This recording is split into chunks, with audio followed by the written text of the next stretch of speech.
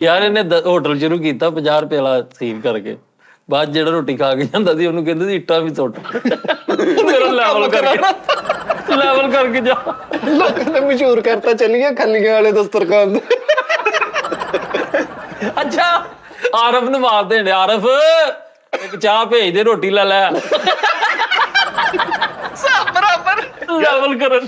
ਇੰਨੀ ਸਸਤੀ ਰੋਟੀ ਦੇ ਨਾ ਫੇਰ ਇਹਦੇ ਦਸਤਰਖਾਨ ਤੇ ਲਿਆ ਕੇ ਲੋਕੀ ਘਰੋਂ ਖਾਣ ਡਏ। ਠੀਕ ਹੈ ਭਾਈ, ਇਹ ਕੰਮ ਬਹੁਤ ਭੇਜਦਾ ਕਹਿੰਦੇ।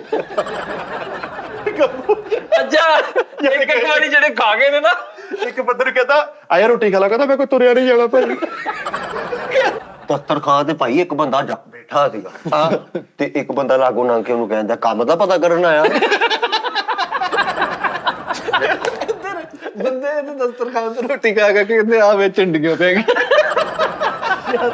ਇੱਕ ਬੰਦੇ ਤੇ ਏਡੇ ਏਡੇ ਡੋਲੇ, ਦੂਜਾ ਨੂੰ ਕਹਿੰਦਾ ਫੈਸਲ ਕੋ ਰੋਟੀ ਖਾਣਾ ਨਾ।